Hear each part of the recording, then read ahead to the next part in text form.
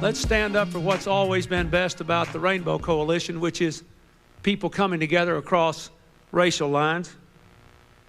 You talked about Mr. Fields from Louisiana that you had here last night, a great role model. We don't have a lot of time to do this. We don't have a lot of time.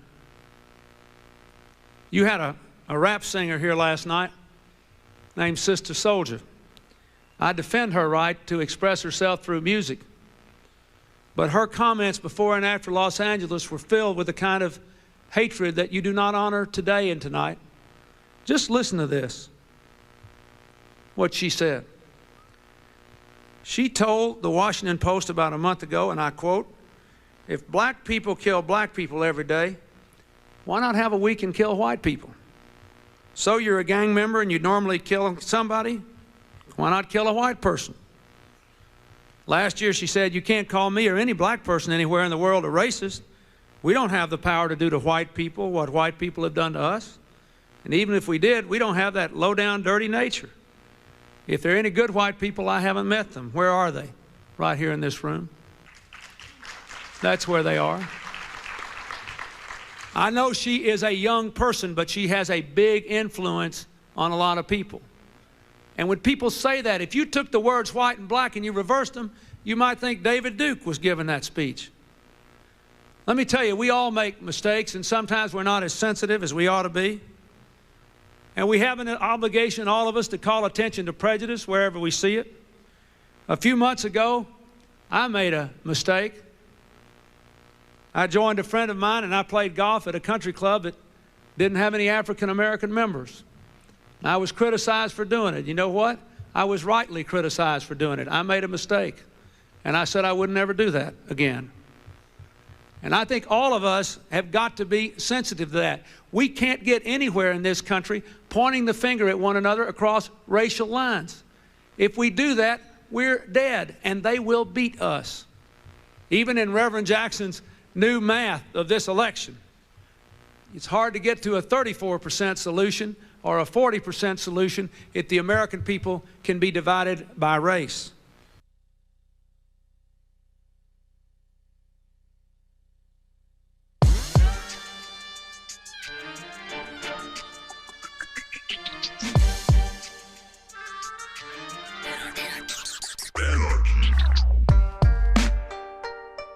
Welcome to the Michael Brooks Show. I'm Michael Brooks. We are broadcasting live from Brooklyn Left is Best headquarters with super producer Matt Leck. Hello. Super producer David Slavic. Head theoretician David Grishcom is in the house as well. You can say hello. Oh, hit the button there. Hello. Boom. On today's program, Matt Bruenig on creating a think tank for the masses, policy as if people mattered. Wos, Big Wosny Lambre joins me. Is Spike Lee still relevant? Is Howard Stern still relevant? We know we're still relevant because we're just becoming relevant. All that and more. Plus, Matt Binder, my old teammate on the Majority Report. He's going to join me for a special extended pyramid where we are going to throw a certain whack as fuck pathetic media entity into the pyramid, if I might step on our lead. All of it coming out of the situation that was spurred by one Mike Cernovich. If only we all could have alimonies from much more successful ex-wives. All that, plus on the postgame, Milton Alamati, who is the exact human contrast of Mike Cernovich, joins us live in studio for the postgame. We're talking about how Malcolm X taught us how to beat white supremacists and the right wing in debate. We're going to play a clip and go over it. Plus, there is slavery in Libya now. Why? Because of NATO intervention. We're fighting back against it, and we're going to talk about Milton's history in Pan-African journalism, how he came to be who he is, plus your calls and IMs. Thank you, new patrons. Thank you, DJ Danarchy. It's a new track. Pretty soon it's going to be a new intro. All that and more on today's Michael Brooks Show. So we need to obviously start with the insanity that is emanating out of the MSNBC cannot do 1 minute of research and determine what satire is, and all apparently hiring decisions by a major news network are going to be determined by some type of former pickup artist, conspiracy theorist, alimony guy, Mike Cernovich. But I want to get to some of the bigger picture of what the situation with Sam being let go of by MSNBC over this satiric tweet about Roman Polanski tells us about where we are today. There's three really, really important parts that we have to cover. Last year, my partner, Phil McKenzie, and I, my partner in brand consulting and co-host on Two Dope Boys in a Podcast, we wrote a piece together called There Are No Sidelines. And we said this: many brands still try to avoid controversy at all costs. PR is still too often about quote-unquote damage control. Brands still fall victim to the idea that they can remain, quote, above the fray, unquote, and avoid controversy. Making a stand or aligning oneself with social issues is still thought of as risky behavior that is best avoided. San Francisco quarterback Colin Kaepernick is showing us the way. Courting controversy for short controversy's sake is passé. The new way forward in cultural space is to take a stand. Culture has no sidelines. Now, look, out of this, Nike, which of course does not embody any principles of solidarity and justice throughout its supply chain, which are still absolutely dependent on sweatshop labor, all sorts of abuses, as well as consumer excess in the United States, no doubt. But they understood that their community, their brand, their world in the NBA was one that would respond to the vital and urgent message of Black Lives Matter. They understood that they could not take a sideline in that culture. This is an image from Instagram, if you're watching this, and if not, I'll explain it to you. This is the Black Lives Matter shoe that Nike put out, and that, of course, freaked out many members of the alt-right. In addition to this, Nike also put out an ad, LeBron James ad last year. Now, this is about, Cleveland winning a championship and the Cavaliers. But if you look at the imagery and the rhetoric of this ad, it's echoing Black Lives Matter and aligning the brand with the movement.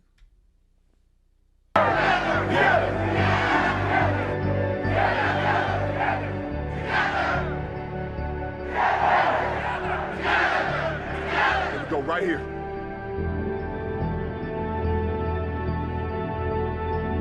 Let's get it.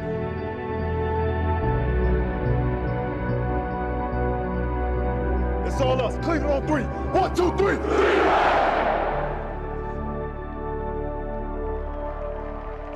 So again, if Nike was really seriously about justice, obviously they'd have a systemic effort to root out sweatshop labor and abuses in their global supply chain. But they were right in the sense that their brand identity was dependent on a community that was supportive of and reflected in the movement against police racialized violence against the African American community. Now, what does this tell us about the situation with MSNBC, and how does it in some ways echo the crap that we heard from Bill Clinton humiliating Jesse Jackson and talking about Sister Soldier in the beginning? In a couple of ways. Number one, to the extent that MSNBC has any desire to still play in and it's unclear if they want to still play in the progressive realm, they are killing their brand by getting rid of probably the only real, certainly one of the only actual progressive voices on the network, and by far the most left voice, in my opinion. So they have portrayed their community. They went and listened to a alt-right rape apologist, conspiracy theorist who got his start off of alimony from his much more successful ex-wife. They took his distortion over clear satire of something from 2009, failing in their community and brand identity. Secondly, and much more importantly, and much more broadly, MSNBC, and I think that this applies, by the way, to every brand in every community. People are going to need to make these decisions because their brand decisions are going to start aligning more and more closely with all sorts of other aspects of identity and intervention in different types of vital social issues. And I don't think it should be reduced to that.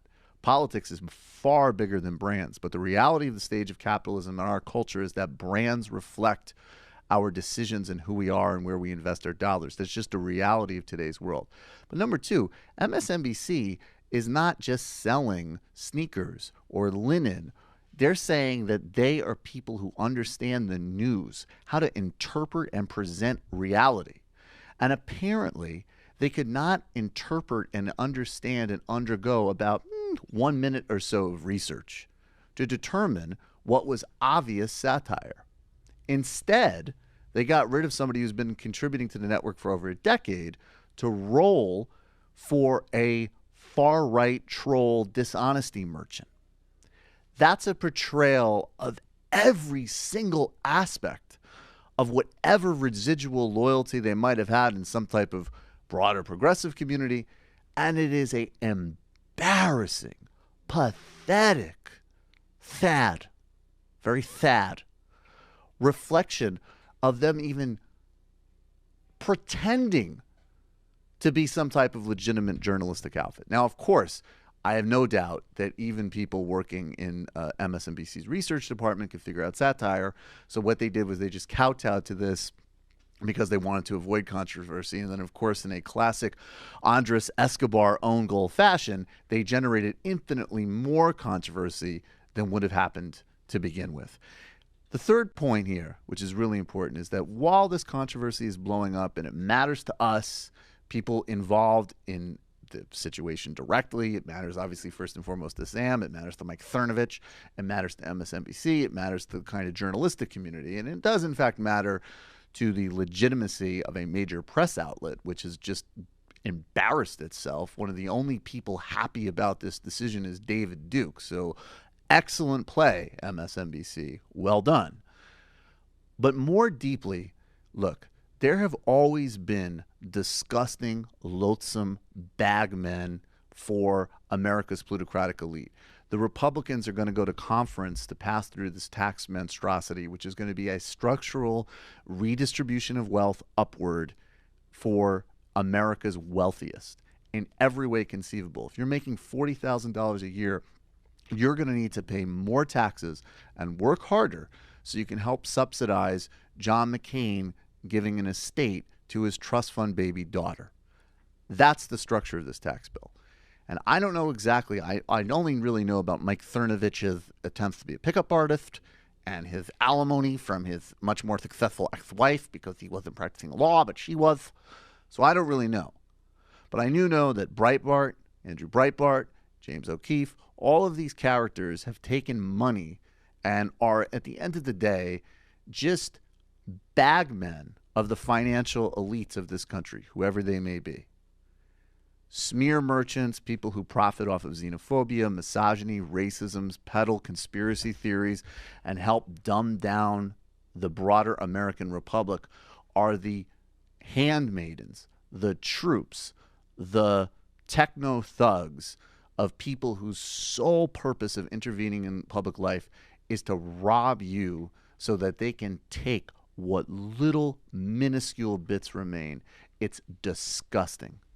And MSNBC, in classic, cowardly, fail-son, pathetic, freaked out, neoliberal, lazy, emotional, knee-jerk fashion, got rolled again by a guy who, even with the most cursory research, any decent person in society should dismiss. And you can dismiss all of them by supporting real media like this show, like the Majority Report. Thank all of you who have done so already. I'd just like to say, like, this sort of thing can be read as a sign of fascism's scariness or strength. It's also a sign of their desperation. And even when historically you've made interventions like Fred Hampton's gets murdered or things like that, it's because they have the means to be able to do things like that and potentially get away with them. But it's also because they have to. Exactly. Because they can't win normally. They can't win normally. That's exactly right. Because there's no natural constituency for this. It's just hustling people's credulity, alienation, depression, and various bigotries. And the only people that benefits are people at the top of the economic pyramid who just want to rob what little remains of the American commons as we race through late-stage capitalism. But we're fighting back. All right, and speaking of fighting back, let's do this really briefly. We got to get, and I think we're going to have like a proper transition for it, but we're going to just talk really. It's the shout-out. I'm not totally sure if that works. What other show are you going to go from late-stage capitalism to Birdman? And it actually works. Not just like you're name-checking different things. All right, Matt's pretty much checked out of producing the show now. He enjoyed that song so much. Let's talk about Cooperation Jackson, which is a group in Mississippi that in a grassroots fashion is working to create a network of workers' cooperatives and generate a new decentralized means of production. I have connections, I think, to this, not this community specifically, but some connections to actual activists in Jackson through show crew, the great Anoa Changa, and we're hopefully going to follow up on this. But Cooperation Jackson's vision, I'm going to quote now from their mission statement. Cooperation Jackson's vision is a direct outgrowth of the Jackson Kush Plan. The plan is a transformative vision developed by the New African Peoples Organization, the Malcolm X Grassroots Movement, and the Jackson People's Assembly starting in 2007 to move Jackson and the state of Mississippi from worst to first in regards to income inequality, wealth equity, health access, and the practice of democracy. The Jackson Kush Plan puts forth a bold agenda to create jobs with rights, dignity, and justice that generate wealth and distribute it equitably based on the principles of cooperation, sharing, solidarity, and democracy. This agenda is focused on building strong social movements to upend the structural inequalities that continue to plague Jackson and the state of Mississippi. And basically it's a system of community action, workers' collectives, and other forms of bottom-up generated community wealth that are putting an actual enactment to the types of economics that we need to do nationally and globally. And it's an incredibly impressive and important vision. Cooperation Jackson, shout out for today. We're going to be doing more follow-ups on it for sure. Now, we're going to get to Matt Bruenig in just a moment. The patrons are going really well, as I always say. We've been doing incredibly well. I appreciate all of you so much. What's the beat for this? What's the beat for the ask? Oh, I buy it. I buy it. Okay, so look. As you saw with what happened with Sam and MSNBC, the reality is that shows like this are literally not just other parts of media. We are like shock troops providing a bulwark against American fascism. And I don't mean that melodramatically. We are relying on direct bottom-up support so that we can expose Mike Cernovich and the tools that he serves. We're doing a grassroots bottom-up show because we want to have a long-format conversations. We want to have comedy that can offend absolutely anybody. And we want to do deep dives into all of the subject areas and parts of the world that matter most. And you get that as a patron, in addition to, of course, the public show. We're doing deep dive illicit histories. We just did one with Anthony LaPaye on the Bolivian cartels, Nazi death squads, and what led to the CIA's connection with the Iran-Contra drug routes that helped lead to the American crack epidemic. That was fascinating. Silicon Valley fascism, the history of that. Natalie Shore on why America does not have single-payer health care. At a $21 and above level, there's 2 times phone calls with me a month, which were sort of, sometimes they're informal, catch-ups, news briefs. Other times they're actually more specific training sessions as well. There's a very active Discord community with people on there 24/7. They had movie nights recently, actually, in the Discord. This is an active, real community. We need your support to pay the bills and properly live while we engage in this fight, and we're not beholden to either oligarch overlords or mediocre toolboxes who are subsidiaries of a giant media conglomerate that produces unending mediocre programming while apparently not being able to recognize that Matt Lauer is sexually harassing women. So, in order to do that, you need to become a patron. Over 800 of you have already done it. At the beginning of each month, there's always a fall off because people have card declines, people lose jobs. Real quick, if you're facing a hardship, message me on Patreon, and instead of quitting, we can figure something out because we really appreciate all support. We can definitely talk. We need people to join. When we reach our next stretch level, which is the 900 level, we get another donation from a generous patron. And when we hit 1,000, we're starting to work with an animator on the impressions. We're on the move. I thank all of you so much. You are how we do this and how we fight back against the kind of just fucking nonsense We you wouldn't saw today. feel this confident taking flack from fascists if we didn't have that. Exactly. That's the reason. We have fascist impunity. So that as soon as, because when MSNBC let go of Sam, I was like, I could do this impression even more. And on my show, Mike Cernovich. And then talk with Matt Bruenig about why we basically just need to take all of our money back from useless fucking rich people, which is what we're going to do in a second.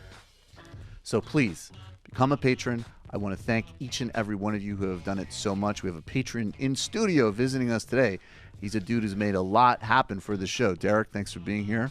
My paisan, my fratello, my brother. We will be right back with Matt Bruenig.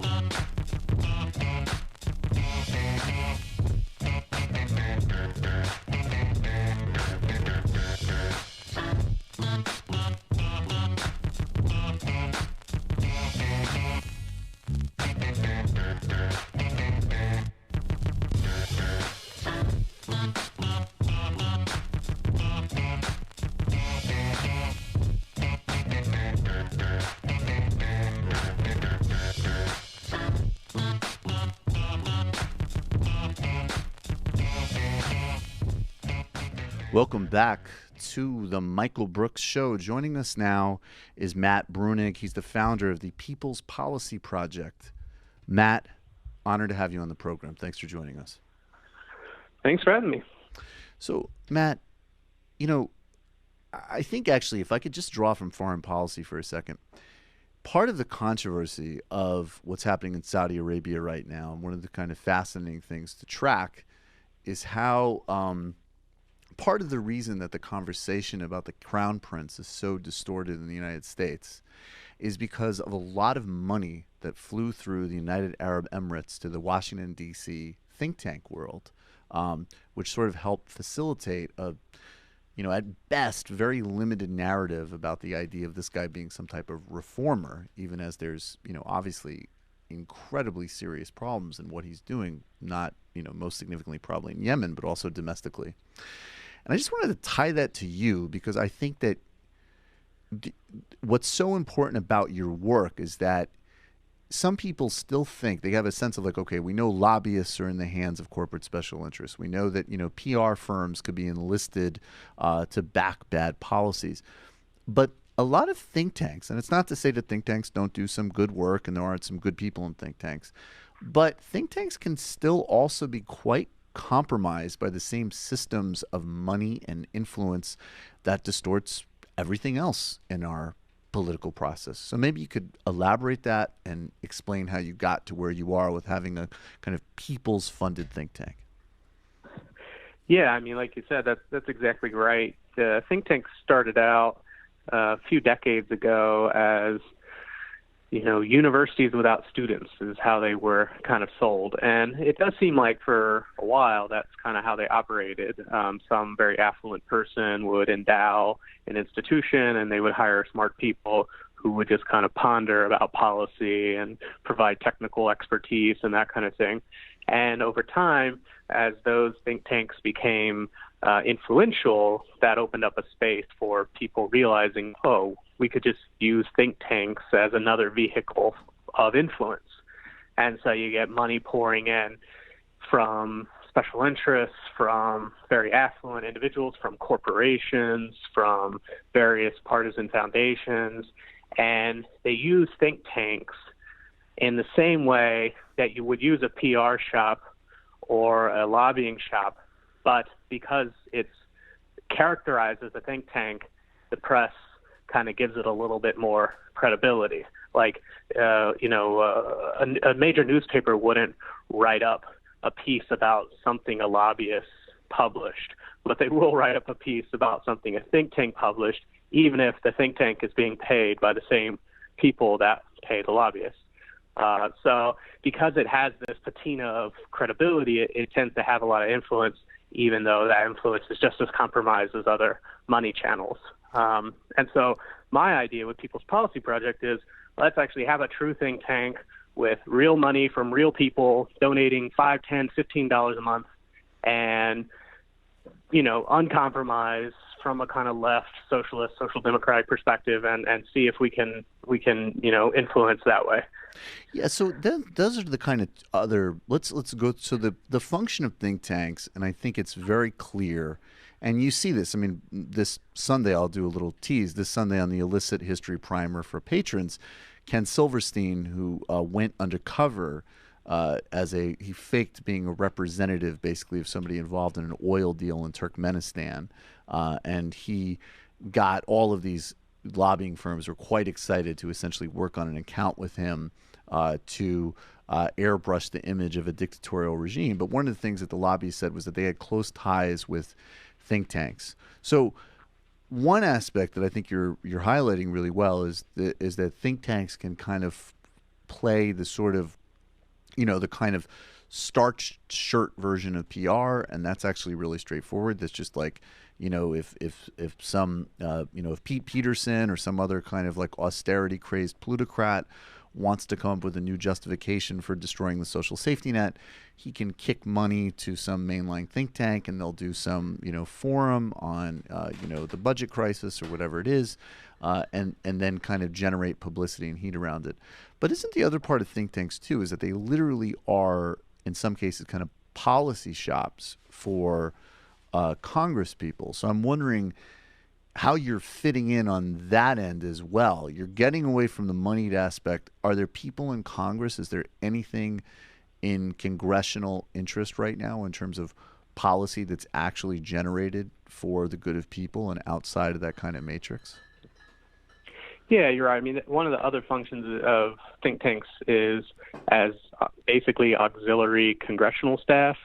The congressional staff in Congress, the official congressional staff, they're not paid very well. There are not very many of them. And so the Congress literally does not have the internal ability to function. It relies heavily on these external sources like think tanks for just basic policy ideas and analysis and writing of bills and that sort of thing. And we intend to be involved in that as well. And we do have good connections with a number of offices, Keith Ellison, Bernie Sanders, a few others. It gets a little bit weird because I don't know that they all want you to announce that you're working with them. Right. But there are a few others, like one of my big policy ideas that I've been pushing for a number of years prior to People's Policy Project is the idea of a child allowance, a monthly sum paid to every family with children to replace the child tax credit and these other complicated schemes. Recently, Scott Brown and Michael Bennett released a proposal to have a universal child allowance. First proposal like that released in Congress. I have been, have connected with them on that in various ways. So, there is some sort of behind the scenes that does go on that I'm still feeling out, like what's appropriate to tell people about and what's not. Scott Brown, even though he's not in the Senate? Or don't worry about elaborating. I was sorry. No, what's the Ohio Brown? Oh, Sherrod Brown. Sherrod Brown, sorry. Oh, no problem. I was gonna say, dude, Scotty B with the progressive child. No. Like, I was a little surprised, bro. I can't believe I mixed that up. But yeah, no, Sherrod Brown makes more sense. That was genuinely the most shocking piece of news that you could have said, oh, while we were talking, I got this tweet that Trump was like making out with Ivanka in front of reporters and then was flying to Russia. And I'd be like, right, sure. But Scott Brown supporting a universal child credit was shocking. No. So, and let's actually get back. We're going to get to a piece that you have in the New York Times, and I want to kind of go to a sort of larger set of policy, of sort of policies that would directly intervene for real people. But first, I mean, let's kind of go to the opposite of the People's Policy Project, this tax monstrosity, which is really, I mean, what's extraordinary, and I'll just pontificate for 30 seconds. I want your thoughts on this as well. One of the debates, in my view, between the actual left, social democrats, let's just use that as shorthand, versus the sort of, the center, or whatever, the technocrats, is that we're always sort of, in my view, asking for a more kind of holistic policy set. You can't just do things piecemeal. You can't sort of fight problems in one-off ways, and you have to kind of synchronize policy efforts. Well, man, like, Republicans and those lobbyists, I mean, and granted it's a sloppy bill because it's so rushed, but they know how to do it.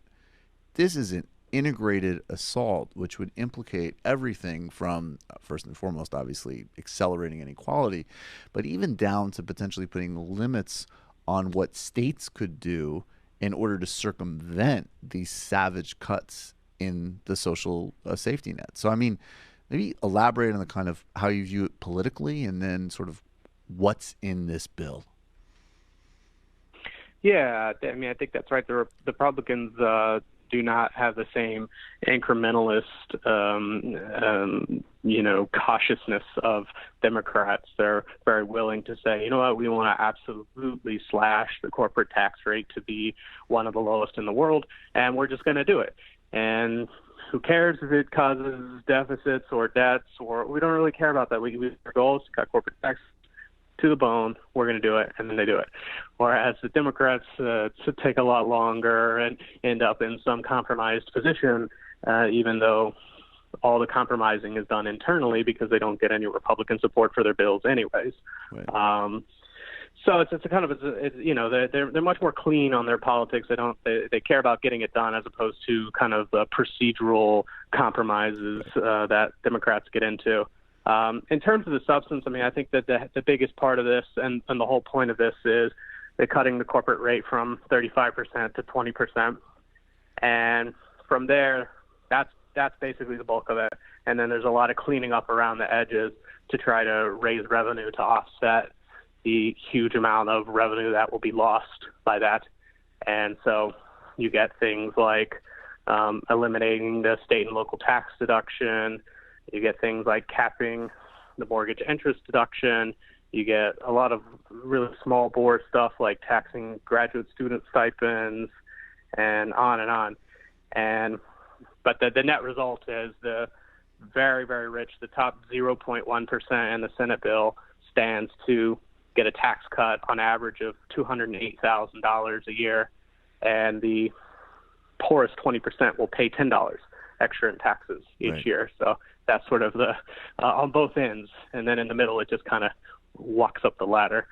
Right. So I mean, and then the other aspect of this, though, that I see playing out is that the bill itself is literally a straight redistribution of wealth from the poorest to the richest.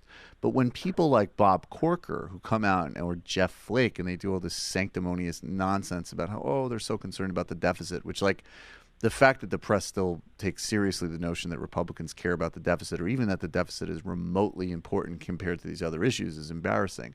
But when they start talking about something like a trigger, well, if our fake budget projections that this massive, redistribution to the top doesn't create the kind of jobs that most people seem to know it won't, including, quite conservative economists at places like University of Chicago, then we need to have a trigger, which is looking into dealing with the deficit, which all of a sudden gets us right back into the holy grail, cut Social Security and Medicare.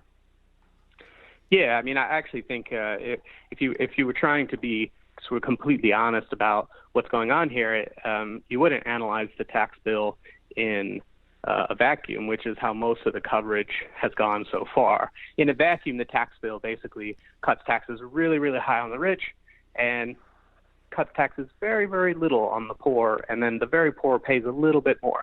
Like on average, if you just look at the tax bill, you're like, oh, it's just a huge tax cut for everybody, but mostly for the rich.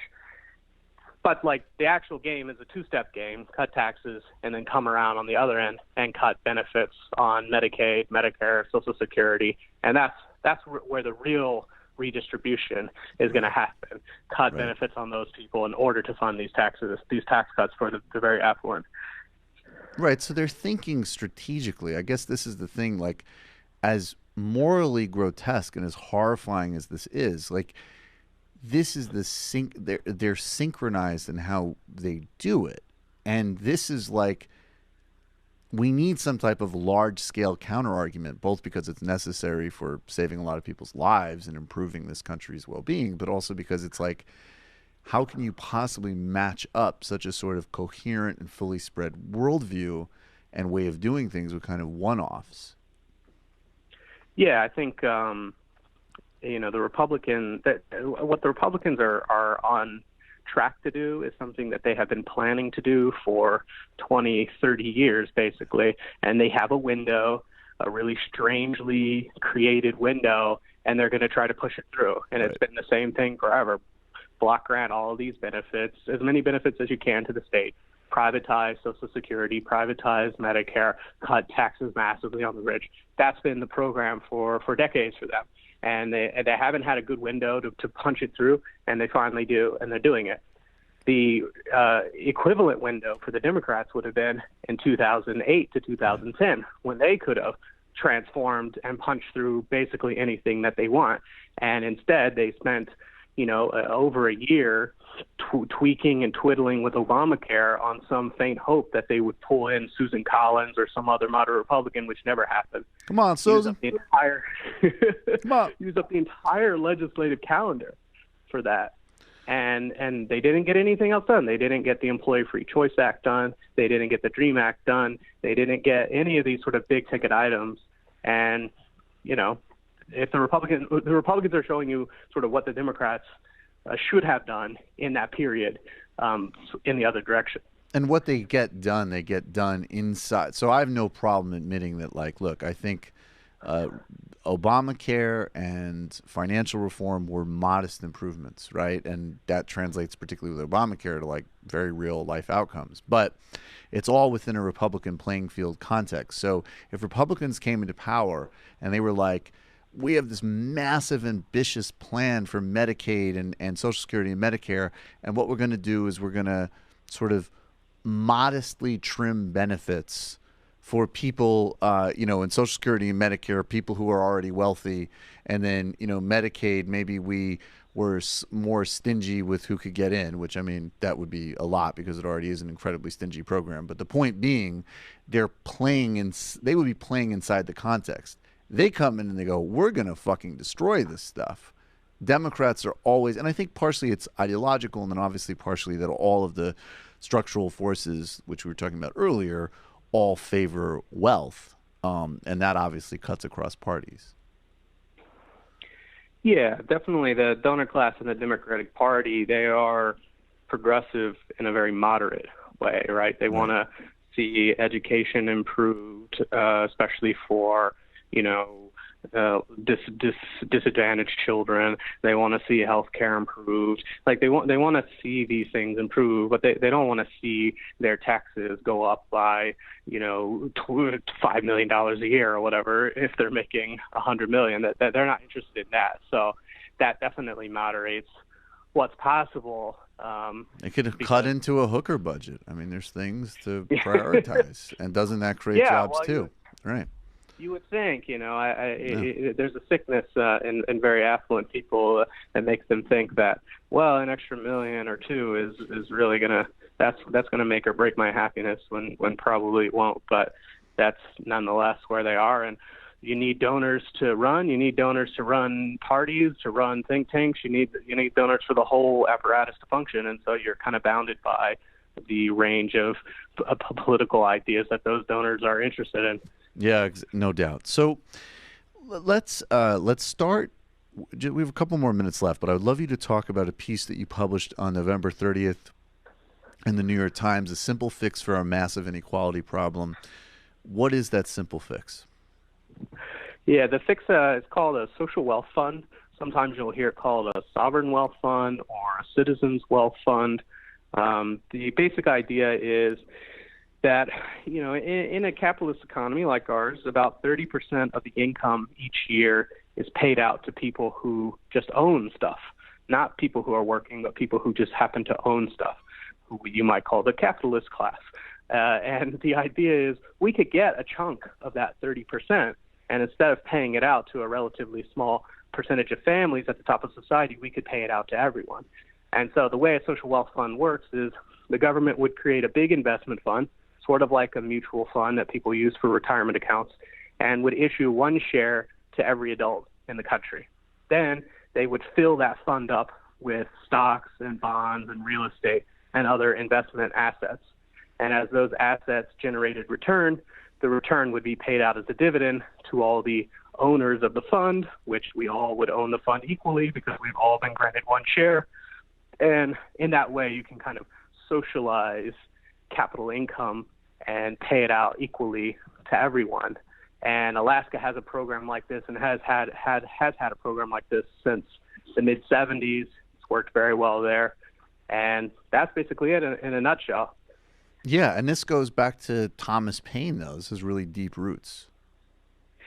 Yeah, I actually was reading another book about this today, and someone had found a quote in Adam Smith that seemed to suggest a similar idea. So that there's sort of faint whispers of it throughout history. If you read the books the right way and kind of twist your head and you go, oh, I see what they were getting at. But the funds don't really come into their own in any real way until the middle of last century. And in that period since then, there are now something like 80 plus of these funds throughout the world. But people haven't really gotten a huge amount of attention as a policy instrument that could be really transformative if you wanted it to. Right. In the last minute or so, what would be a couple of other ideas? Maybe take two that if we immediately implemented would, address the core crises, inequality, poverty. I mean, sort of take your pick. But what else are sort of examples of actionable items coming out of your policy work? Yeah, so the second one that I'm working on is child allowance. Discussed that briefly before. Basically, every parent with children would receive $300 a month for every child that they're taking care of. That's $3,600 a year for one kid, $72 for two kids, and so on. And we calculated that would cut child poverty in half, and of course would benefit a lot of children who aren't poor but are lower middle class or whatever. Everyone would receive it.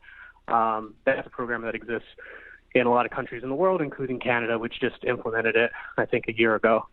Another idea is, of course, just very, very strong labor reform. Unions are at the lowest density that they have been for 100 plus years, and that has not fared well for labor's ability to get paid well, and has allowed even worker incomes to become more and more unequal. So you could pass a labor law reform bill that would make it much easier to join unions through something called card check. You could create a labor law system where unions bargain sectorally. So instead of every union bargaining with every employer in the country, they would be able to bargain for instance, the whole retail sector at once. Right. And that would be a lot easier because if you can bargain across the whole sector, you don't worry about creating competitive problems where like, oh, Walmart's worried about Target because Target doesn't have a union or whatever. That you wipe that out because all the retail outlets are paying the same wages and following the same contract. And so those would be the two, I guess, that I would throw out as the two big ones. That's perfect. Well, Matt Bruenig, People's Policy Project, you can support it on Patreon and literally support the policy that will improve all of our lives. It's a fascinating concept, great work, and I look forward to more conversations with you, Matt. Yeah, anytime. It was great. Thanks so much. Okay, everybody. This new Skype interface sucks, and the placement of this computer sucks. Usually it's here. Now it's like here. That'll be remedied. That People's Policy Project that'll be remedied. is one of the cooler ideas I've seen on Patreon. Like it's it's almost as cool as this show. Almost as cool, but it's definitely inventive. No, it's super totally necessary too. I mean, honestly, like I think that there is a whole this is simple. I support, I don't know, like Dead Pundit Society, Struggle Session, Corey Pine, Champagne Sharks, Dick Coughlin, I think. Couple of really, really great shows on Patreon. And I just think that there's going to have to be a lot more just like cutting the cable cord, thinking about, what's the art I want to support? What are the policies? I mean, figuring out a way to watch sports that's out of that system. So you're not, if you just want to watch Leverage NBA. the chat. What? Yeah. Leverage the chat. Check out Leverage. Of course, check out Leverage. My the chat. fantasy is if we make $1 billion somehow. Yes. With like socialism, Marxist Rockstar Games. That's my. That is fucking ill, and maybe we could do it without $1 billion. All right, look, everybody, we are going to take a brief break, and when we return, Matt Binder joins me for a special edition of The Pyramid on the Michael Brooks Show.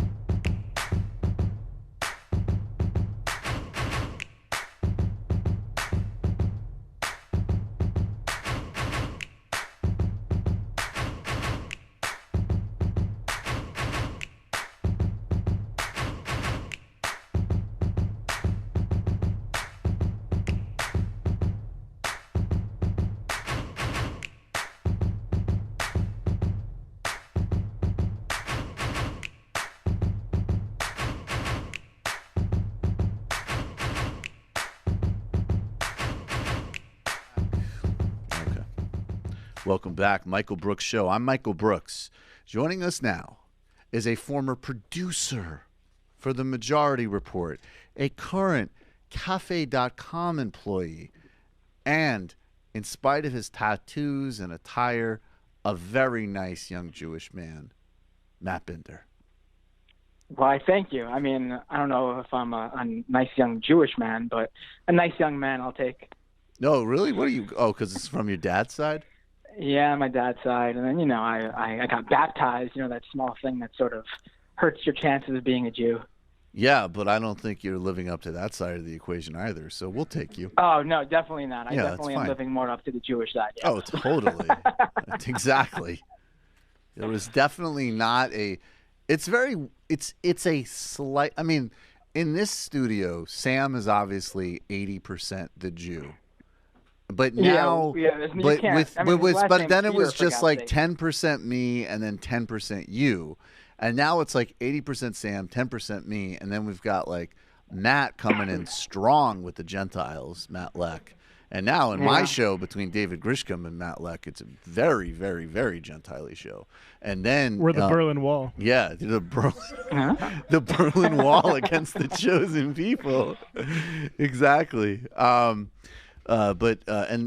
Brendan is also very non-Jew, but then Jamie has brought the Jewess. But I still think it's significantly like when it was just the three of us, that was like Jew and Juju. Well, let me tell you, when it was just the three of us, there would have been a reason for MSNBC to fire Sam.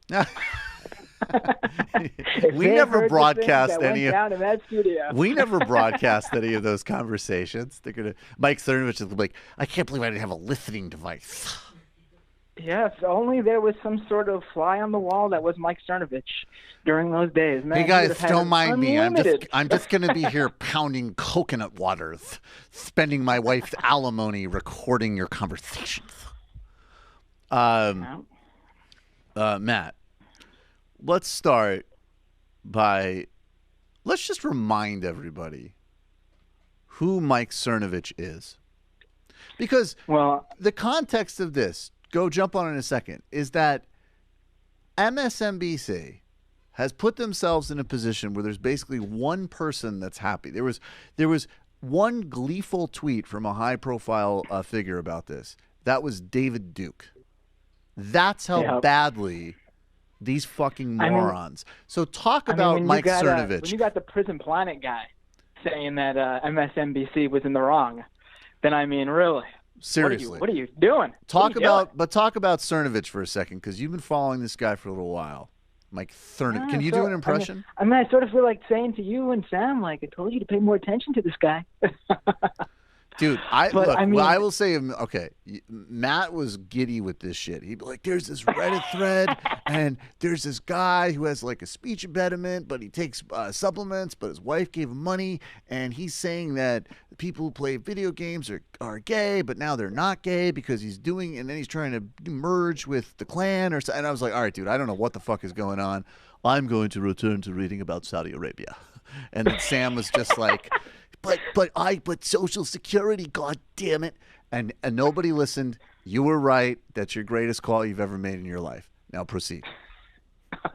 Thank you. I'll take that. Yes. So that's gonna go in like my bio. Like yes. Michael, like when I need quotes, it's gonna be Michael Brooks, the greatest call Matt's ever made in his life.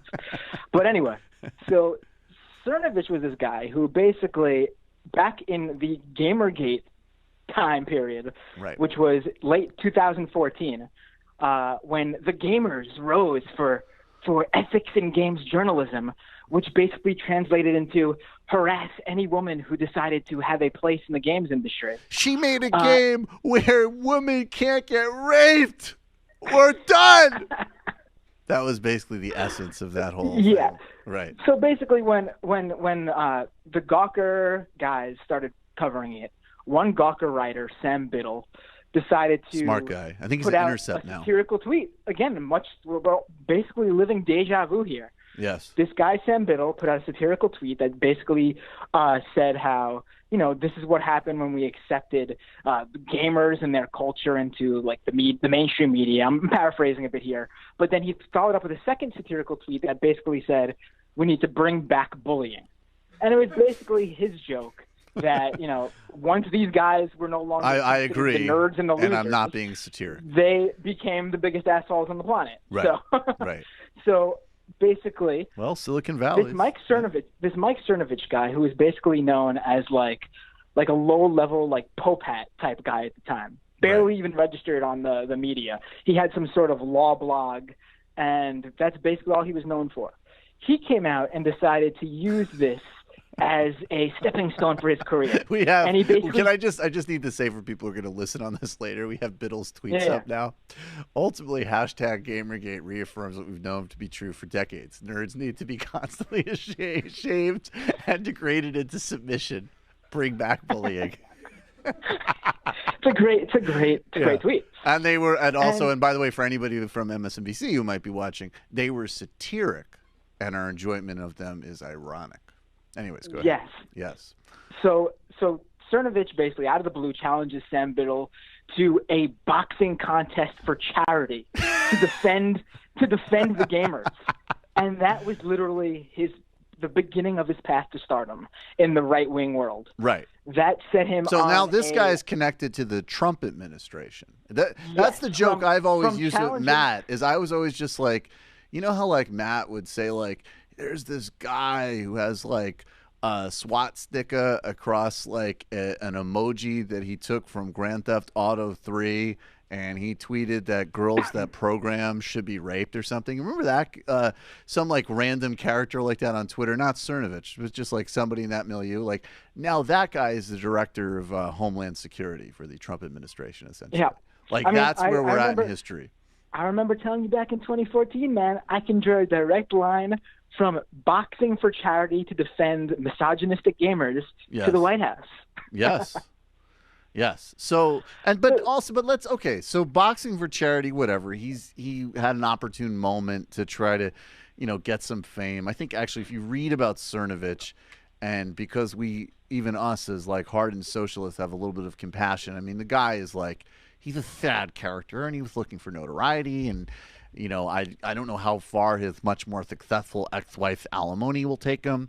So he was looking for a way to get into the game. But I just want to say, like, this is some other things that he was saying at the time. This is August 12th, 2012. Have you guys ever tried raping a girl without using force? Try it. It's basically impossible. Date rape does not exist. That's one of those things that, like, I don't even know what he's trying to say, but I know it's disgusting. Yeah, I guess. Wait, no. Let me read a few more. I'm just going to read a few more. Then you can tee off because I want to know. Like, this is who MSNBC fired a over 10-year contributor from their program who did a satiric tweet condemning people justifying Roman Polanski. This is upon whose. And by the way, there was no attention paid to its smear campaign until they, like Andres Escobar, look it up, fucking morons, blew it up themselves. More recently, this is in February 5th, 2016, not being a slut is the only proven way to avoid AIDS. If you love black women, slut shame them. Okay. And then one more. This was after the Dallas shooting. The alt-right hasn't killed anyone, but hashtag Black Lives Matter regularly slaughters the innocent. Know the real threat. Think. Hashtag Dallas. You got to pull up the Trayvon Martin one because that. Can you pull that up? I don't have that in front of me, but that is. I don't have that in front of me right now. Can someone find the Mike Cernovich? It basically boils down to. I don't know if you guys are going to pull it up, but it basically boils down to him saying how many women did Trayvon Martin rape, and then he follows it up with, "Oh yeah, he got before he could do any of that." Right, and then also let's bear in mind, and I don't know the specific. Okay, we have the Trayvon Martin tweet here. It's really small. He said, "This is today. We have a moment of silence for Trayvon Martin's rape victims. Kidding, he got before he was able to rape anyone." MSNBC fired a contributor based on the smear campaign of the man who wrote that tweet. Also, it should also be noted, just in the milieu of what's, and I don't know the case, but he was charged with rape when he was a young guy. I think he pled it down to a battery charge. I don't know that story, but and now, but there's a lot of sick, bizarre, twisted things floating around on record. You could find archives of it, of him blog posts. That seems like that rape case seems like it's a separate thing altogether. He's written about forcing women in the back of cars and him masturbating in front of them. Oh, nice. I guess this get in touch if you're listening, ladies. Yeah, get in touch if you're listening. and get in touch with us. And then it's interesting. I didn't know this is MSNBC's new standards department head, apparently, was writing this stuff. So the big lesson from all of this, right, is that, this is who has gone after Sam. And, of course, like in the great completion of irony that, and also, by the way, to carry water on behalf of a party that defends Donald Trump and Roy Moore. Yeah. So now let's talk about MSNBC for a second. We both, and I think it's like no secret that our politics are not of the mediocre whack MSNBC variety. There's things that MSNBC does. I genuinely think Chris Hayes is very good. I know he's obviously a friend of Sam and the show and everything, but he's, objectively good at what he does. I've seen some other. Listen, to be honest with you, I don't watch MSNBC. You could speak for yourself. When you told me to come on this show, I thought we were going to talk about Russia for an hour. Okay. Right. I've been keeping track of your tweets. Matt's just like, I've got a new tip from Eric Garland.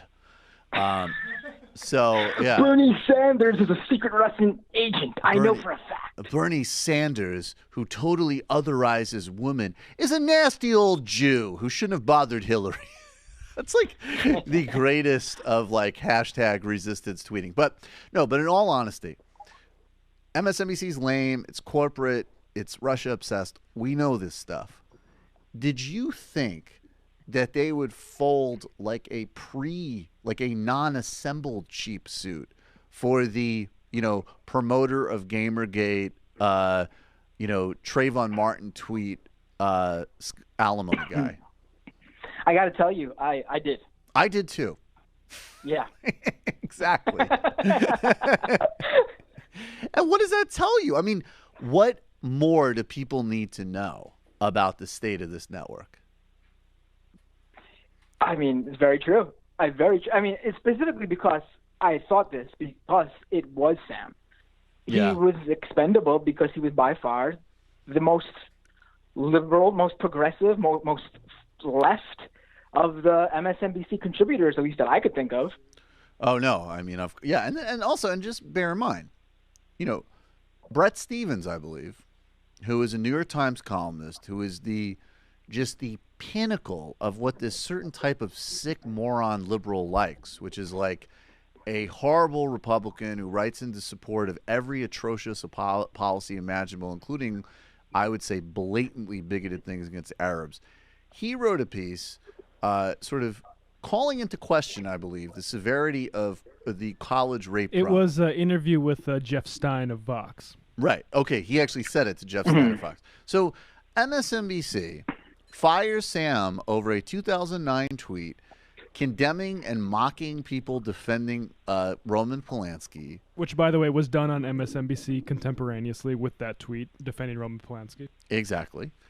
And then they a alt-right troll with everything from, all of the baggage that Cernovich has, dug it up, fired him, and Stevens will probably be on this weekend to explain why the tax cut will actually help working mothers or something. I mean, it's not surprising. it's not surprising at all. It's ridiculous that, first of all, I don't see how that tweet could be read in any other way than the way Sam meant it, unless you are purposefully trying to read it that way. Yeah, of course. Like Cernovich was out there with a very obvious, very in-your-face reason to. Well, we heard his fifis. We heard his fifis, and also, I have no doubt, like, and this is the other thing too. Like, another reason that this is so just sort of mind-expandingly stupid on MSNBC's part is that even if you took a really cynical, like, oh, let's just fuck Seder. First of all, they did it in a way that guaranteed exposure, guaranteed it would blow up in their faces like idiots. Secondly, they think this stops.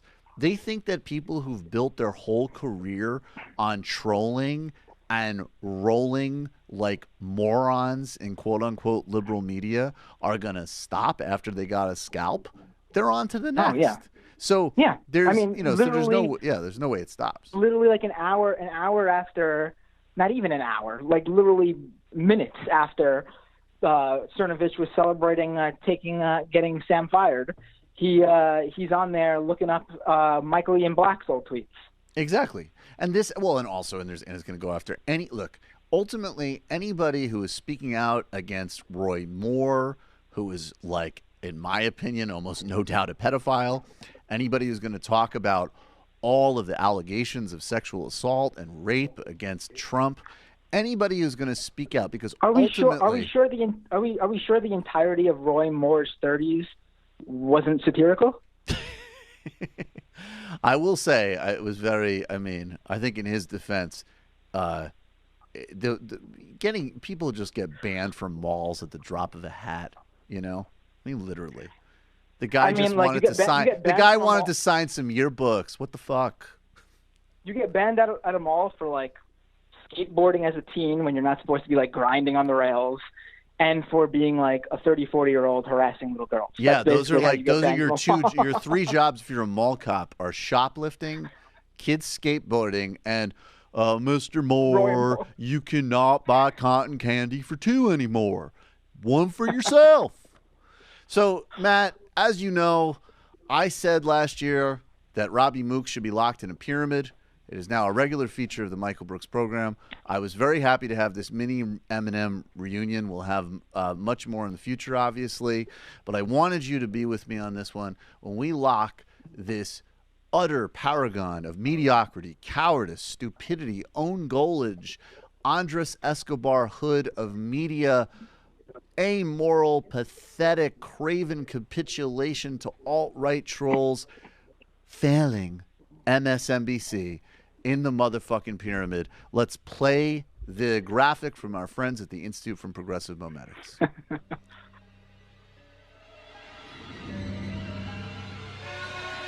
Ooh.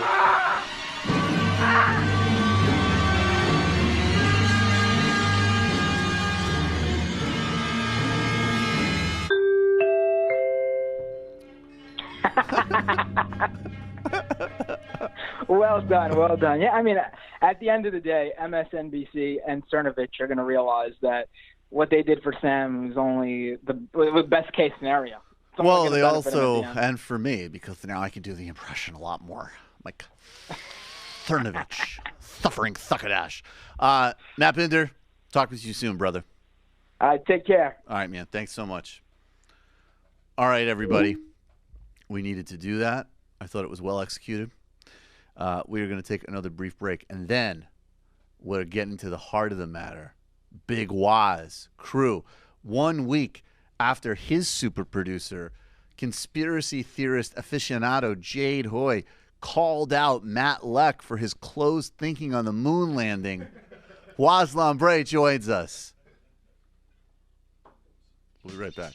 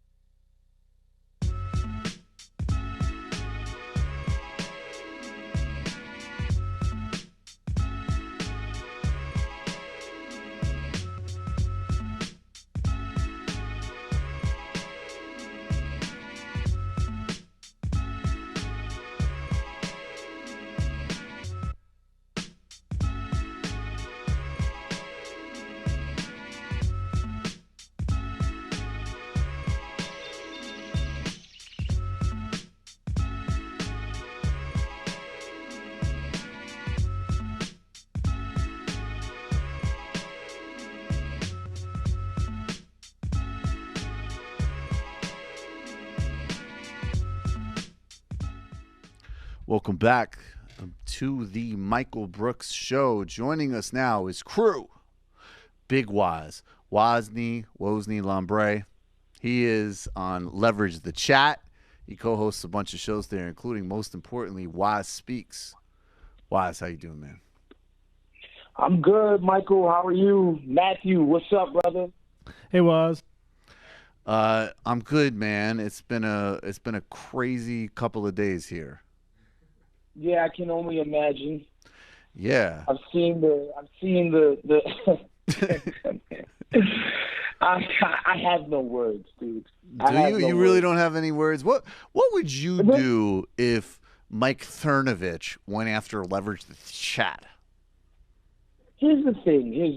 Yes. Like when you're a Republican, you can run child molesters to go into the Senate, the fucking U.S. Senate. Yeah, exactly. Like, it's cool. Like, that's just cool. Like, right. A statutory rapist, that's fine. That's, one of 100 seats, by the way. Right. Voters got to make the decision. Literally one of the most influential people in America. We can give one of those seats, no problem, to some guy who, and that's before you even get into the gay people deserve to die for being gay stuff. Muslims should be allowed to serve in Congress. Right. That's before you get into the other problematic stuff. But the guy was trying to date 14-year-olds when he was in his 30s. Again, that's fine. Sam Seder makes a joke about the people who want to excuse the behavior of Roman Polanski, and MSNBC like, we don't think people will understand sarcasm, so I don't know.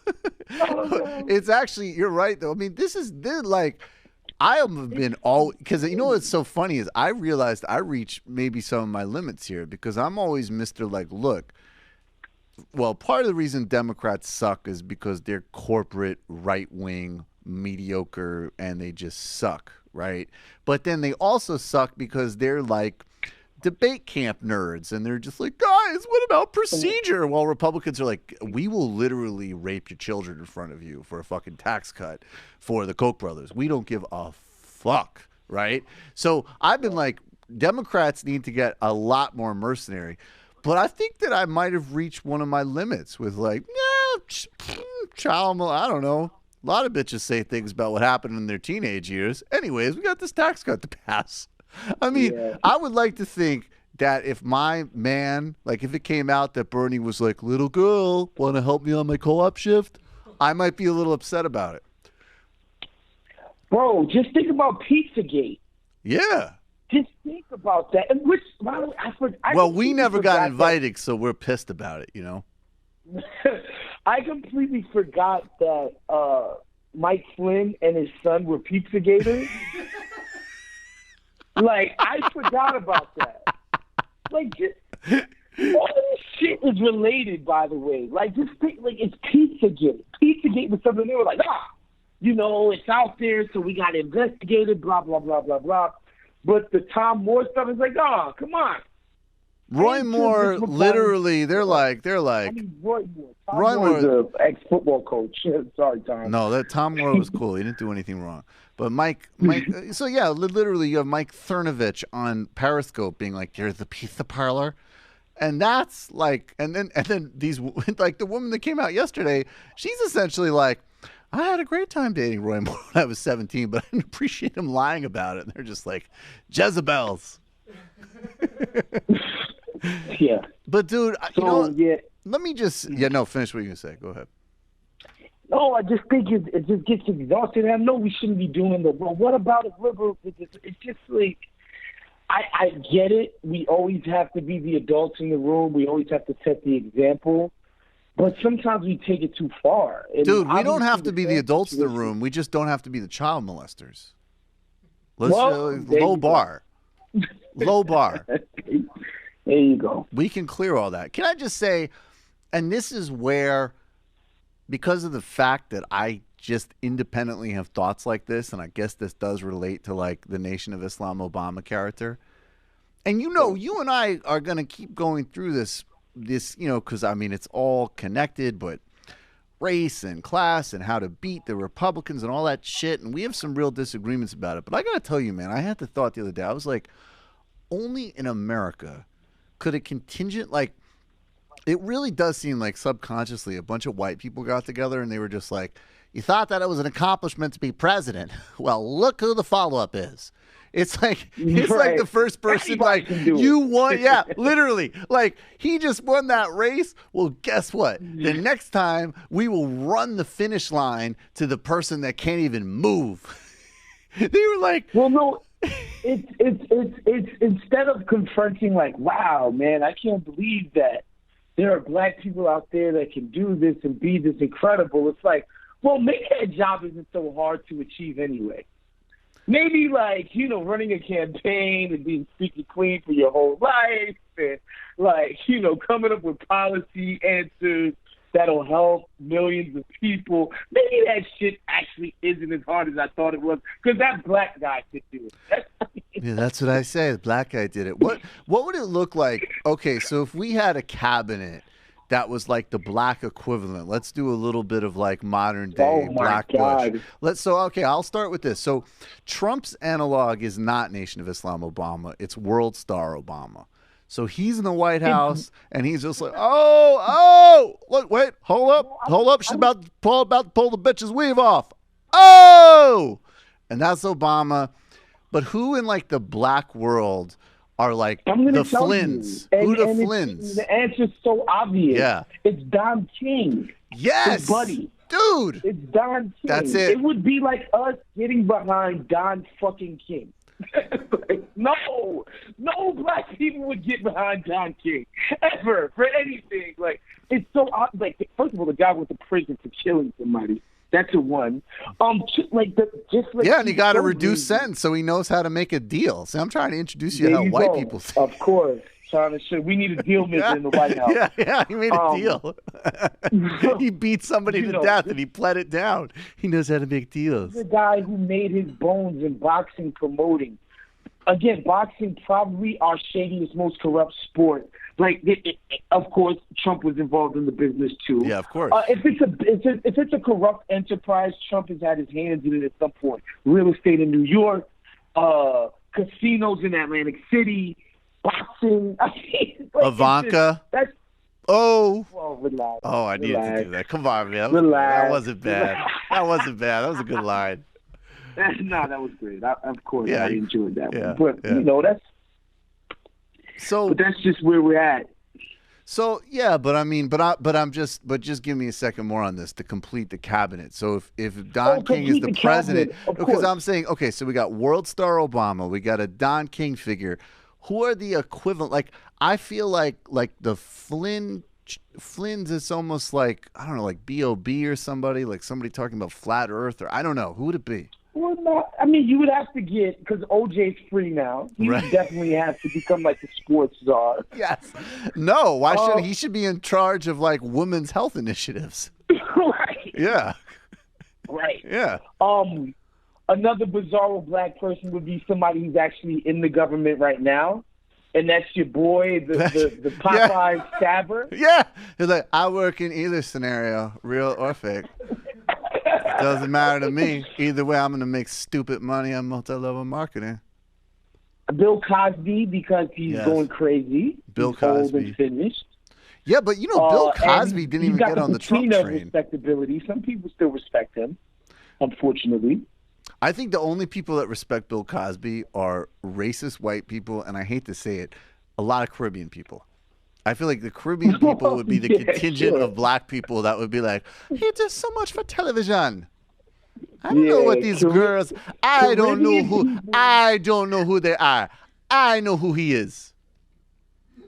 The Caribbean people are the like white people from Long Island and the suburbs of Philadelphia, who like you're like they should know better, and they tend to most of the time. And sometimes you just like, man, what? Excuse me. Why do you believe a random woman? Oh, I suppose Bill Cosby drugged you too. Meanwhile, he was telling Eddie Murphy not to degrade a language. You've been over there anyway. Shouldn't have been being a Jezebel. Shouldn't have been. Yeah. Maybe you go to a man's dressing room after he has entertained the world. He wants you to quiet down before you make love to you. And now they got to destroy him because he's going to buy NBC. Oh, yeah. that was the best conspiracy theory ever. Oh, God, yeah. That was the best. No, every time a black person went down, whether it was Murder Inc. Well, you know, Irv and Suge, they was about to start their own major record label. So the fans had to come and get them. Well, Suge Knight was about to... He was about to create a blood crip peace, and then he was going to become mayor of L.A., and then him and Irv were going to start a super record where they made up for all of the stolen profits of black people. So that's why they had to take him down for that hit and run, man. Incredible. Yeah. Dude, how is She Gotta Have It on Netflix? All right, so of course, you know, I talked about this on Wos Speaks. Subscribe to Wos Speaks. No, we'll get. I have a much more fun way of promoting your show than that. Don't worry about it. Yeah. Look, I watched it over the holiday. It's not the best written show. As I said earlier, it's not Spike Lee at his best directorially. I think, you know, he makes Brooklyn seem like 2 blocks in Minnesota. Instead of like its own planet, which it actually is. But I thought some of the themes that they tackled were kind of fresh. Like, you don't see this all the time. Like, when's the last time you saw or what we would call a promiscuous black woman, independent, like actually going by her own rules and doing her own thing? You don't Scandal. see this type of character. Scandal. I guess Scandal is one of them. She does. Yeah, but does she have 3 boyfriends on Scandal, though? I think, well, not concurrently, but she definitely got That's busy. what I'm saying. She's dating these people concurrently. She's also... Now, Kerry Washington is very uptight on Scandal. She's not enjoying her hedonism. Right. She's not enjoying... I mean, she's not this, like, sex-positive person. And, again, some of the dialogue becomes kind of clunky, but it's just... A lot of the themes of the show, I feel like you don't get to see a lot, especially as it pertains to black women in the mainstream media. Right. That's a one. Like recently, obviously, I've come in contact with the critiques of the show, and I just think a lot of people have a lot of baggage with Spike Lee that I just don't. Maybe it's from age. Maybe it's that I'm not a film buff. Maybe it's because I'm not a woman. You understand? Like, I don't have gripes with Spike Lee that go back to 86. Yeah. So I think a lot of people consume this work with some of that baggage, and it's completely understandable. I kind of just looked at it as another piece of media that dropped during the holiday. Maybe that's my privilege speaking, but that's kind of where I was with the show, honestly. Do you think, though, that, like, and it's interesting you're saying that because you're kind of actually answering my question, but I was thinking the other day about Spike Lee and Howard Stern, and you know, and they've done it in different ways, and maybe Spike, I haven't seen enough of the show yet, so maybe Spike is catching up. My kind of criticism of Spike Lee is I always feel like, in general, at least recently, other than like the movies he's made that are in some ways, like, to me, like a movie like Do the Right Thing, it isn't even a question of like how good it is, it's just an important movie, if that makes sense. Like, there's things you can look back on, like, you know, was Lenny Bruce really that funny by today? Like, so a lot of it's dated, if we're being honest, but Lenny Bruce was real important, right? But in recent times, I feel like, you know, Spike Lee, if he's written it and directed it, I probably don't want to see it. But if he's directed it, I want to see it. Like, I actually thought Inside Man was a great, you know, just a tight, yeah, I love it. That's just like a great 70s homage crime thriller. I love that kind of thing. And a lot of that, you know, there are the New York themes and the race and the, you know, and the religious stuff. It's all there. But I think Spike, in some ways, like, you're not with the portrayal you're talking about, but in many other ways, like, culture's kind of caught up in some ways with Spike Lee, at least in terms of like where people in that world will be watching. And then you think about Howard, like, you know, Howard was the shock jock, and he spread porn and culture, and he was, you know, definitely problematic, but also very, very funny and very outrageous. And now there's a million imitators. So kind of what Howard's done now Howard's like you know, when you hear him now, he's actually just a really good long-form interviewer, and he's actually far more kind of circumspect than a lot of his imitators. So he's kind of like adapted himself to his age at least. But it does seem like these guys, like they're so different, but they're of such specific times that as adults, could we ever get like how provocative and smart Spike was, or how offensive or brilliant Howard was? You know what I mean? Well, see, the thing with Howard, and you touched on it a bit, is that his style, or the style that he pioneered, has evolved, right? Right. You can trace a guy like Rush Limbaugh, direct lineage to Howard Stern. Somebody like Charlemagne the God in the hip-hop space, direct lineage to Howard Stern. Dude, I think, honestly, even us on some level. I don't think there's anybody in this business. Yeah.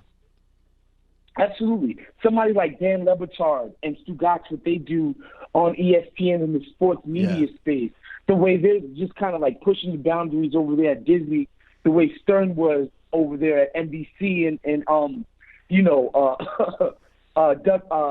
when he was before Don Imus and all of that. So, yeah, you know, his style has kind of become, it's not the norm, but most of the people that are at the forefront in media are borrowing from that. Whereas with Spike, it's a little bit harder to trace his lineage because black filmmakers just haven't gotten a lot of looks. You know, you would think since Spike Lee that it would have just been an outpouring of all these black filmmakers. And now we're starting to see it with the Barry Jenkins and the Ava DuVernays and the Issa Raes and people like that. But Spike's influence is a little bit more muted because black filmmakers just never really got the shot. I just think, I don't know, Spike is old now. You know what I'm saying? Yeah. Like, I was born in 1987. Right. You know what I'm saying? So this guy, he burst onto the mainstream like around the time I was actually birthed.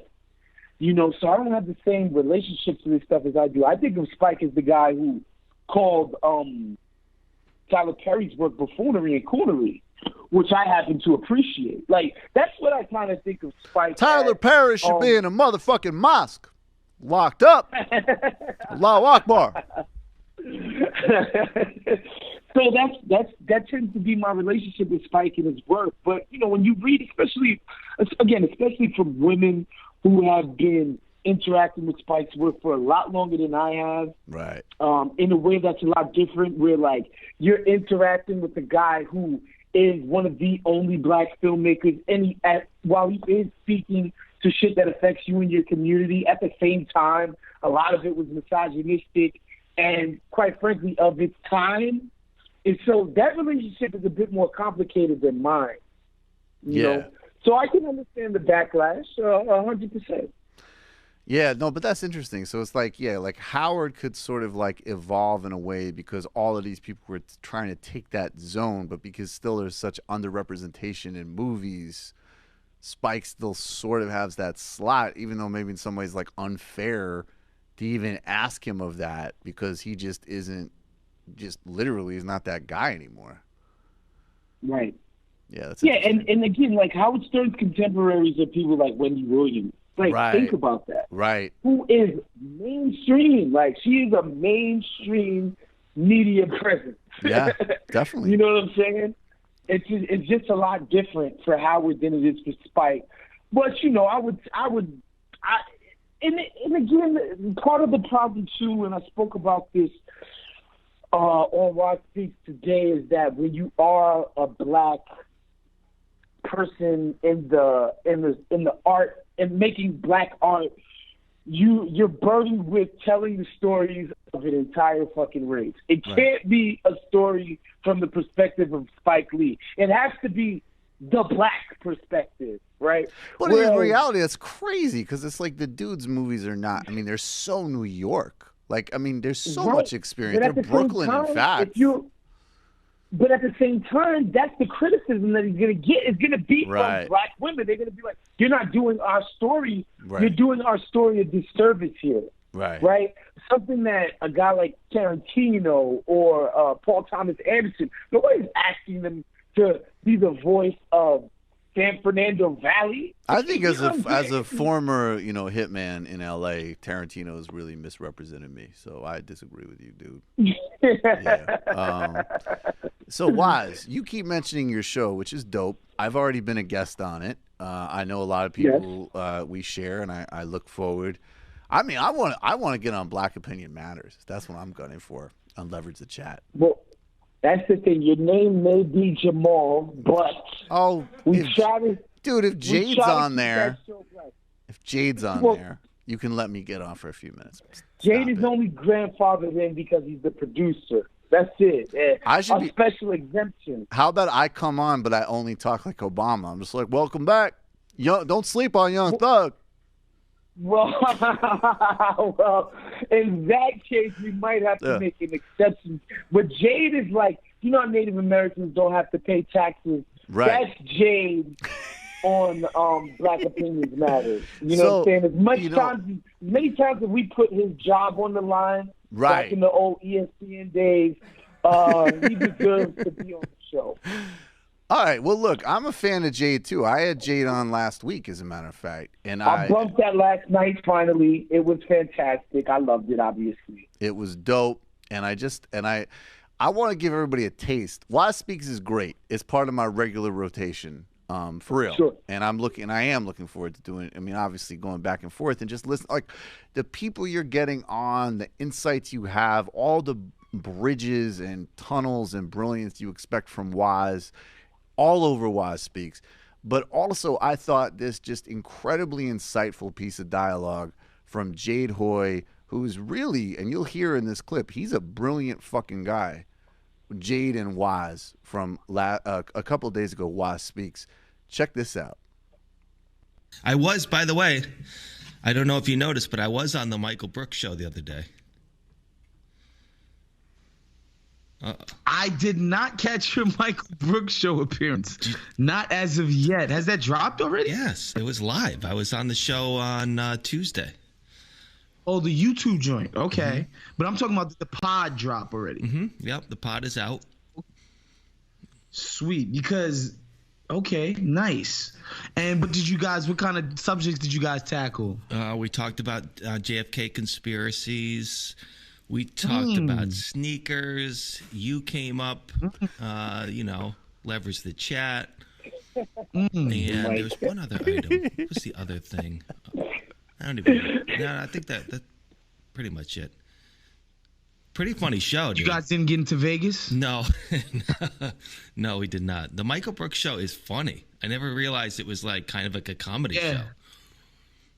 That's the hook, man. It's comedy, but they're giving you food as well, brain food, man. Come on, Jay. What do you think the Wos Speaks show is? It's the duality, Jay. True, but Mike is smart, dude. Whew. Yes, he is. And I don't think I didn't catch that backhanded diss right there. Don't think the Wos Army didn't catch that either, Jay. They gonna come for your ass for that one. Dude, Jade is on point. That was such a great exchange. That is classic Jade. Wants to diss me, so he finds a little cute, clever way to diss me. But that is the Jade and Wos dynamic. In a nutshell. And let me just say, DJ Danarchy, who is dope as fuck, he did the new beat we have, and we're putting together the montage for next week. I want that Jade line in the montage, please, if that's possible, DJ Danarchy. Which line? No, that dude is that. Whew, you got to do that. Whew, that's important. No, but he is smart, dude. Whew, whew. That was good. That's amazing. Oh God. That was. I laugh at a lot, but I modulate it. Like if I'm on the subway, I don't really I'm definitely not the one to want to have people looking at me laughing like an idiot. Right. When I heard that on the subway, you died. I died. And the way you caught it too, you were just like, yes, yeah. Don't think I didn't miss that. Jade. Nah, seriously, everybody, Wos Speaks on iTunes. I love the show. I can't wait to be back on with you, brother. You and Jade both supporting my show as patrons and everything else. I appreciate it so much, and I appreciate you, man, and just always, and hopefully see you in LA soon. Of course, man. Anytime, of course. I love coming on. Shouts to Maddie. I need some more Nixon over trap beat podcast. We'll have Maddie, some. so We'll have some before December's out. And we're gonna play more of that on this show too, for sure. I need some of that. Shouts to Sam. Hold your head, brother. Don't let these fools keep you down. Nothing's gonna stop us. Sam understood about 40% of what you just said.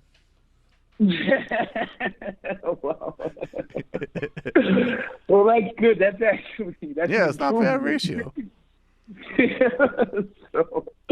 But yeah, man, shout to y'all. Obviously, Mike, I'm proud of you and what you're doing, man. Proud of you, man. Periodically, I'm checking back on your Patreon page. I'm like, man, this motherfucker is really about to get you 1,000.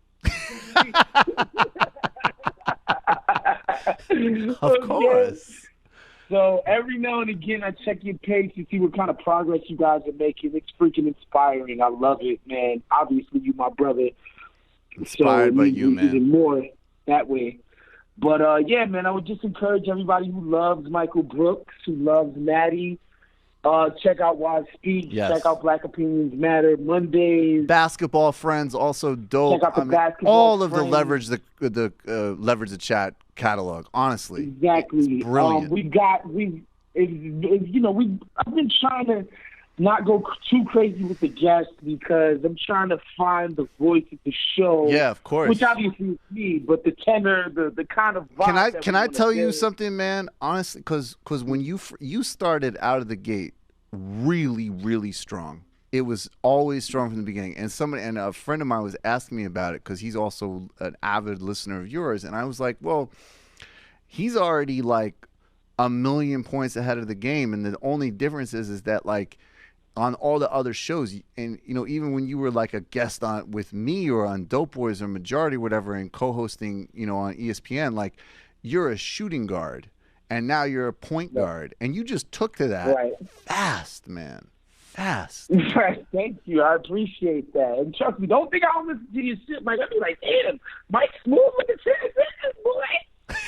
But it's all an adjustment. We're trying to find the voice of the show. We're playing with things, tinkering with things like the conspiracy pod and things of that nature. Different kinds of guests, people you may have heard of, people you might not know, but who I think are really smart and have something to add to the show. So yeah, we'll never do yes just for the sake of having a guest. Yep. It's gonna make sense with the vibe and overall tenor of the show. But yeah, just stay locked. I think we got some really cool things coming up in the very near future. Soon you'll be able to see my mug on YouTube and other video platforms. That's important. Yes, because I know Mike, man. I know Mike is getting a lot of the love, putting his mug all over the place, plastering his name and his face all over the product. I want to get up in that, too. And welcome to the narcissism, brother. Welcome to the narcissism. Yes, sir. Hey, yes, man. sir. Hey, man. Did Karl Marx name Marxism, or did that come after? I love it. The Narcissistic Marxist. That's our next show with basketball and Caribbean jokes. Hey, that's got a sick ring to it, actually. No, there's something. But anyway, man, I would encourage everybody to check us out. I think we're doing some fun things. So, no, for real. Yeah, I love and again, thanks for having me, Michael. All right, man. It's really all love. Thank you, Wos. Love. Later, Maddie. See you, Wos. All right, everybody. So we're going to do a brief wrap-up in a minute, and then we're going to get Milton Alamati in here in 10 or so. We're going to do a post-game. We have a clip from Malcolm X we're going to review together. We're going to do more historical clip reviews in the post-game, fitting with the contextual view of this show. And we're also going to talk about what's happening in Libya right now, talk about his story. This guy's a fascinating person, Milton Alamati, publisher of Black Star News. How he became to be where he is. Then we're going to take your calls and IMs. Before we get to the summary, though, we have a brief check-in. Last week, Rand Paul's wife said she was very upset that people were taking, I guess people like us, frankly, because we did a whole rendition. We specifically produced a joke about it. Literally the point of the joke. There's usually a little bit more subtlety to our comedy. Essentially, the prime driver of the Rand Paul sketch was Rand Paul got his ass beat. Isn't that hilarious? And judging by the responses on social media, many of you agreed. I'm still working on finding the guy who assaulted Rand Paul and seeing if I could set up a roundtable with him and Ronnie Casseroles to talk about liberation movements. But we have a little taste now. Apparently, Rand's wife is upset that people are joking about it, and this is a little creative reenactment of Rand back on his riding lawnmower and responding to his wife. And now, Rand Paul's first time on a riding lawnmower since his accident.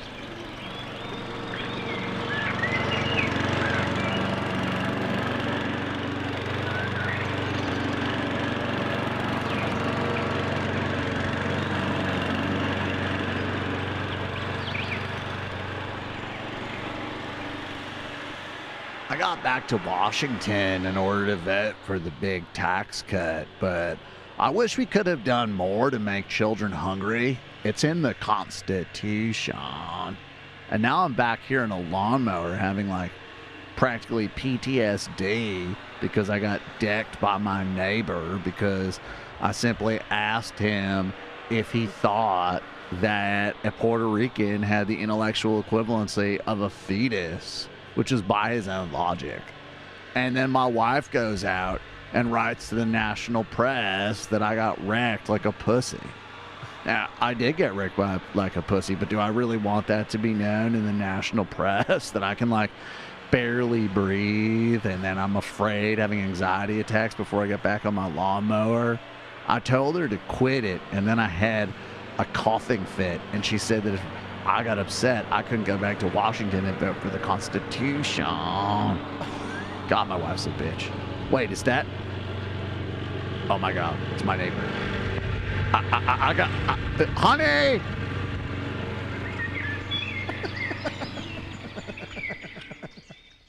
That's our official Michael Brooks show response to Rand Paul's wife.